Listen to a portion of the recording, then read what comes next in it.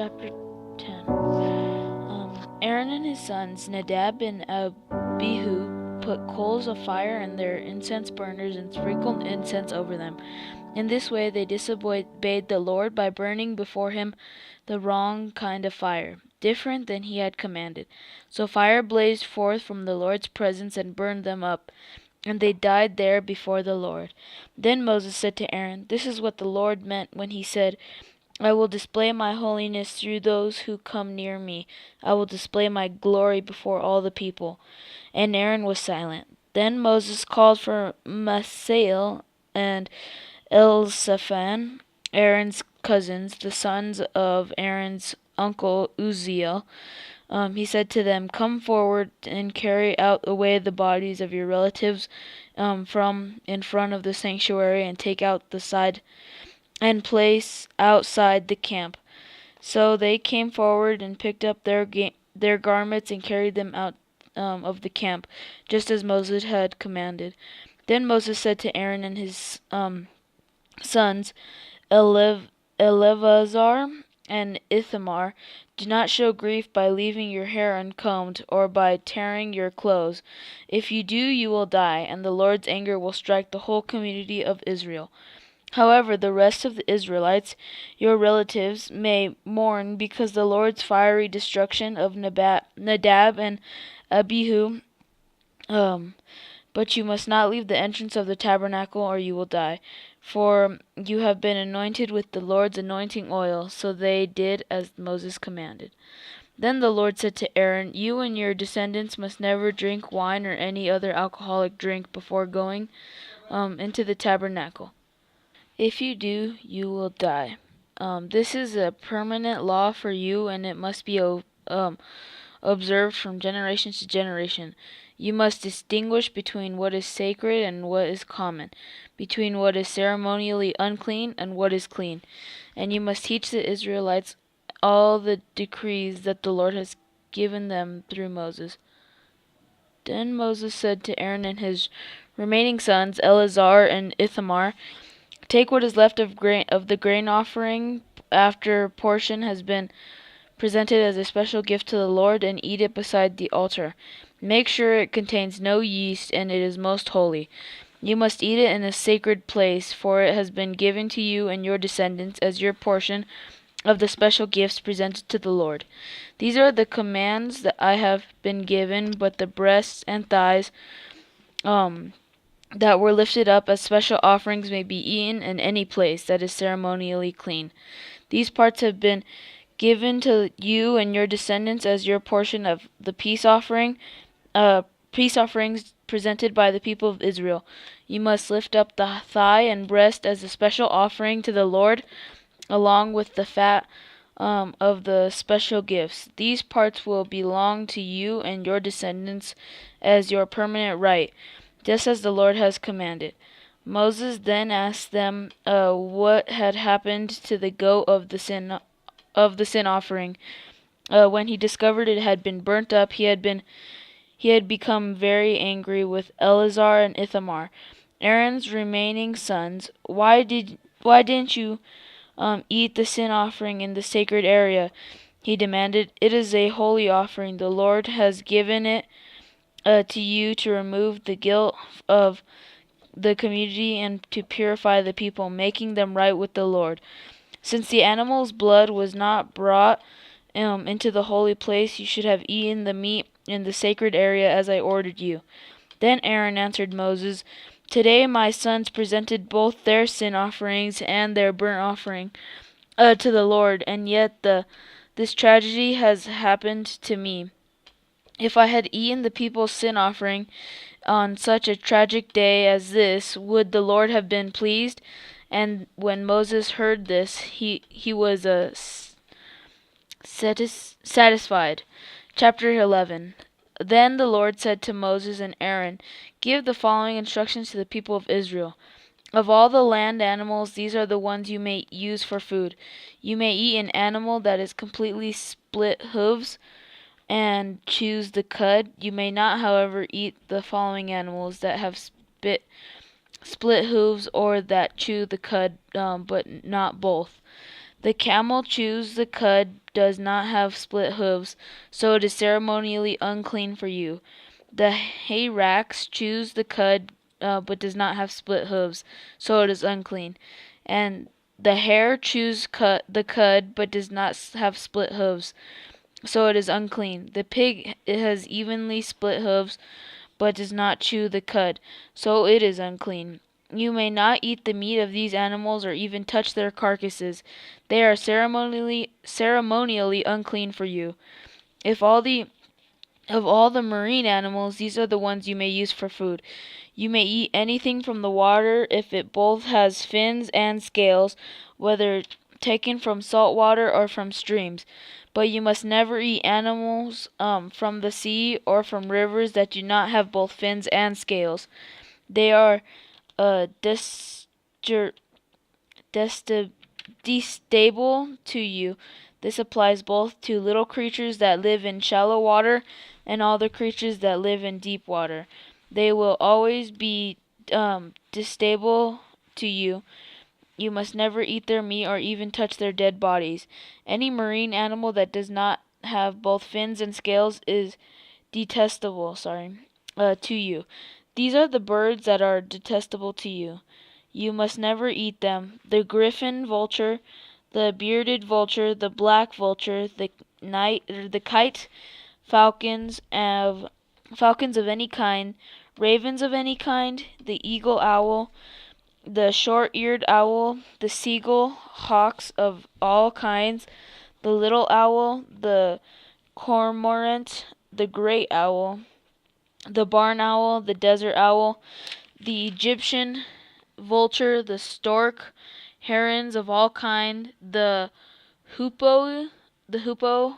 I don't know how to pronounce that. And the bat. You must not eat winged insects that walk along the ground. They are detestable to you. You may, however, eat winged insects that walk along the ground and have jointed legs so they can jump. The insects you are permitted to eat include all kinds of locusts, bald locusts, crickets, and grasshoppers.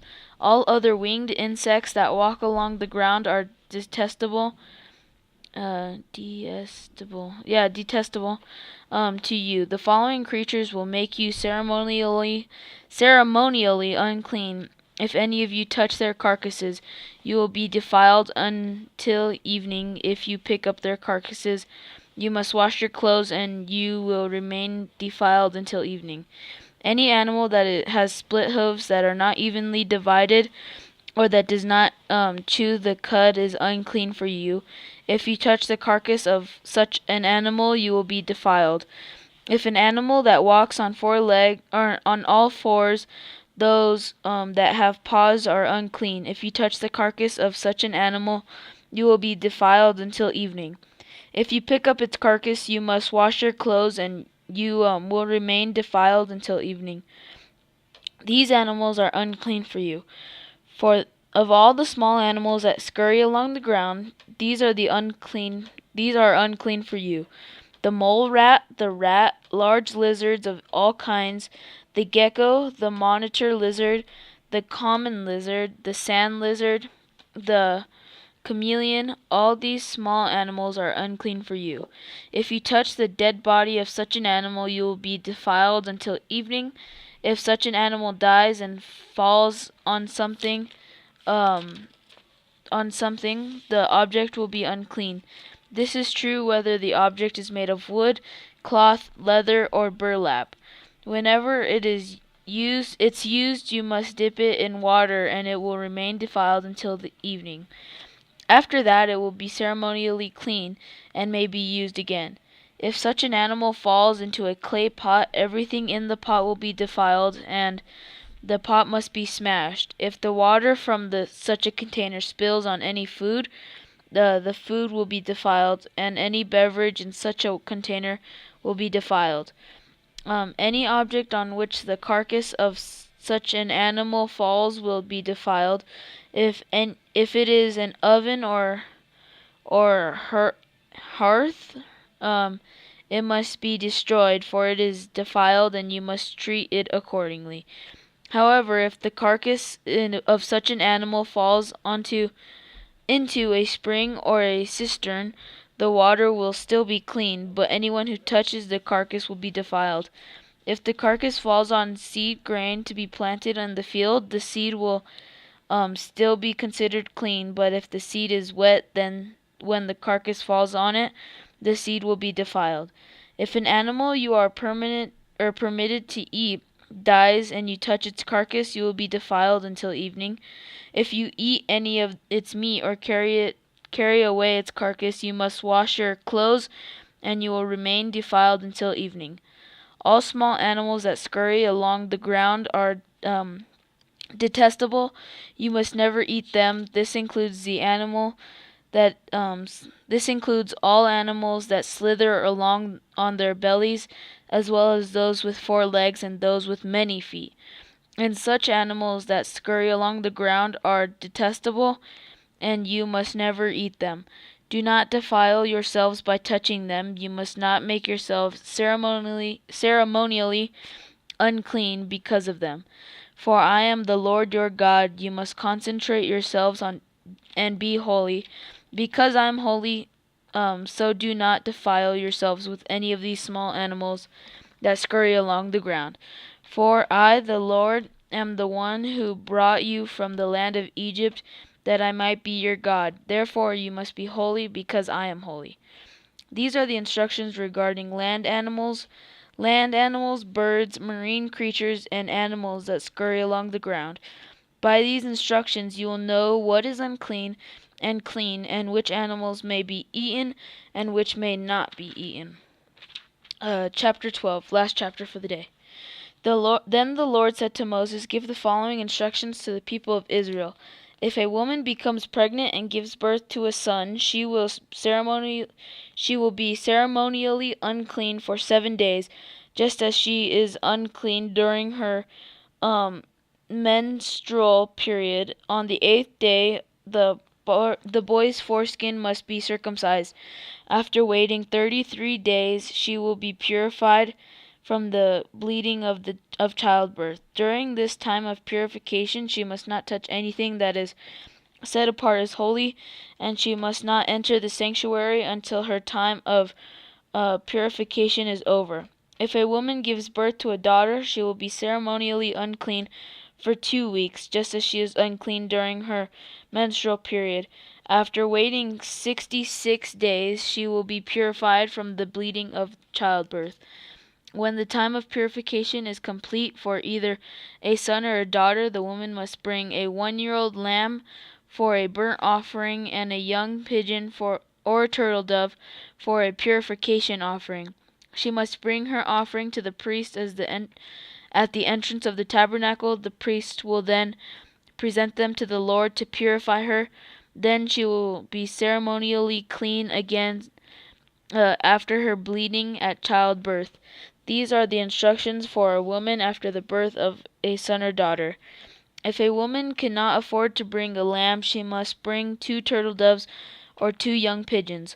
One will be for the burnt offering, and the other will be for the purification offering. The priest will sacrifice them to purify her, and she will be ceremonially clean.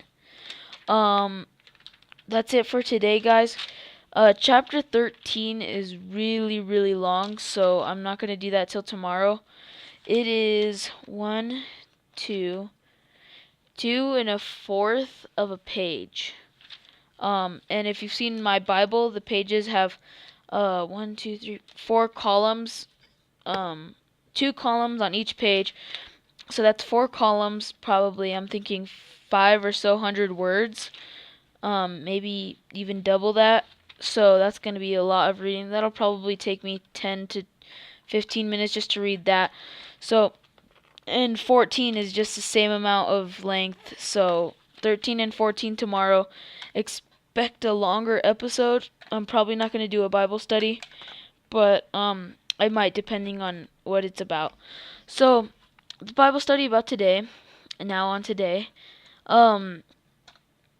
So we read chapter 10, 11, 12, 10, 11, and 12.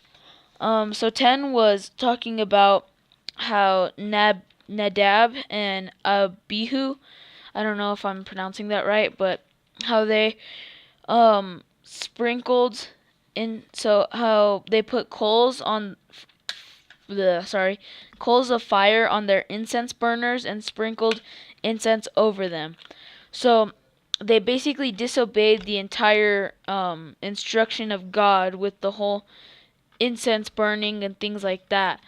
Um, and so because they did that, God basically he was probably mad because they didn't follow the rules, and I don't know if it was like a fed up type thing, but he just got mad and just evaporated them basically.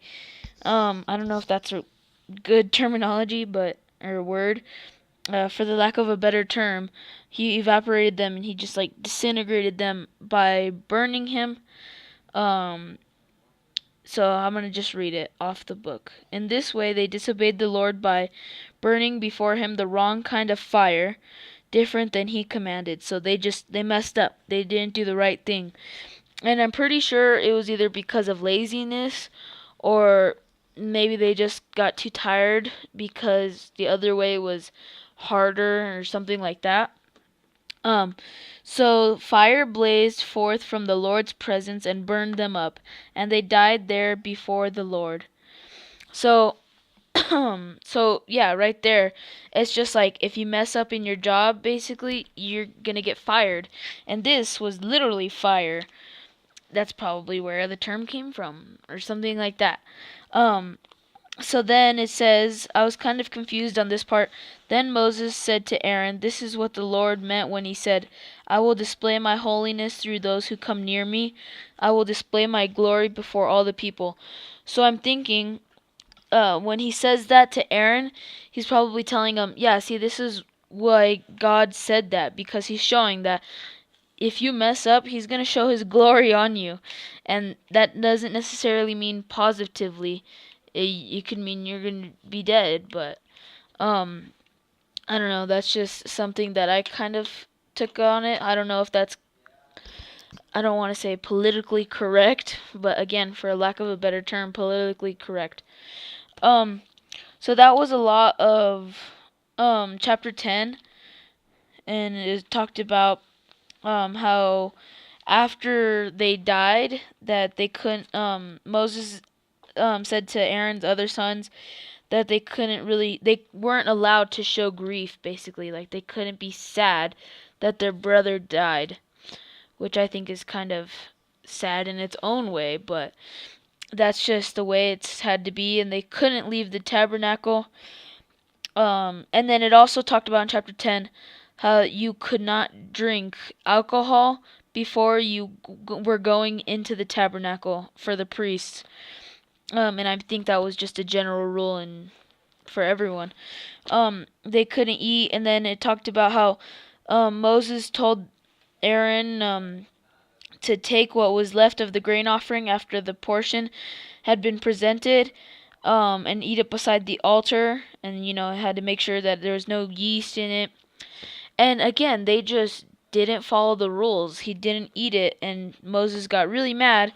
But then Aaron said something that was actually pretty good. He said, "Today my sons presented both their sin offering, their burnt offerings, to the Lord, and yet this tragedy has happened to me. If I had eaten the people's sin offering on such a tragic day as this, would the Lord have been pleased?" So he's giving pretty good evidence to why he didn't eat it, and then Moses was okay with it. Chapter 11 was a lot about ceremonially unclean things and clean things, and it talked about how, kind of to get into it, how if you were to eat a four-legged thing, it had to have it had to have split hooves, and it had to chew cud. So that's leaving pigs out of the way and a few other animals, like a camel, and I think it said the camel. It said a camel, hayrax. I don't know what that is. I'm gonna read it actually. It says chapter 11 verse 5. Chapter 11 verse 5. Or corny or rock dagger. I don't know what that is. So that and a few other animals. And then for the marine animals, they had to have fins and scales. So that would be leaving out probably, I'm thinking, what is it? Sorry, I'm trying to think. Like sharks, that's what it is. Like sharks and whales and things like that, so they couldn't eat. And then it goes on and lists a lot of other ones. And it talked about how if you touch the carcasses of them, you're unclean. And then if you pick up the carcasses, you have to like wash your clothes and you'll be unclean for the night. So it was a lot of things to look out for, but it's just like today where you can't drive on the left side of the road and there's all the different things, but it's just to protect you basically, which is good in a way and things like that. So then chapter 12 talked about the mostly childbirth and how a woman, when they're giving birth to a child, they're ceremonially unclean basically for 7 days if it was a boy, which is the menstrual period. That's what it was called. And then it talked about how on the 8th day the boys had to be circumcised, and then after waiting 33 days, she will be purified from the bleeding of childbirth. During this time of purification, she must not touch anything that is set apart as holy. So she can't touch anything that is unclean or that is set apart as holy, which again, you're not even supposed to probably touch them, otherwise you'll be I'm trying to find the word. I couldn't even pronounce it. Defiled. Not defiled, it was another word. It was like distied or something like that. So then it also talked about with the daughter, with the daughter, it was a little bit longer for the purification. It was 66 days. And then with a daughter, she was ceremonially unclean for 2 weeks. So it's basically the menstrual period, but longer. And then it was also 66 days instead of 33 days. So it was double the time with the girl. I don't know what that was. I think it's another thing with like men being, I don't want to say better, but probably better than women. I don't think that was the thing, but I don't know if it was just because maybe the different gender. But anyways, and then it also talked about how once they give birth and the woman was clean and she could actually go into to the altar, she had to bring a 1-year-old lamb for a burnt offering and a young pigeon or a turtle dove for a purification offering. And then if she was poor, she'd just bring 2 turtle doves or 2 pigeons. And probably with no defects on any of those, just because of what it said with the offerings. So that was pretty much it for today, guys. Hope you enjoyed. Like, comment, subscribe. Tell me what you think. I need some help as far as views and getting the word out there. So remember to share and do all those type of things. So hope you guys enjoyed. Like, comment, subscribe, and I will see you guys all tomorrow. Bye.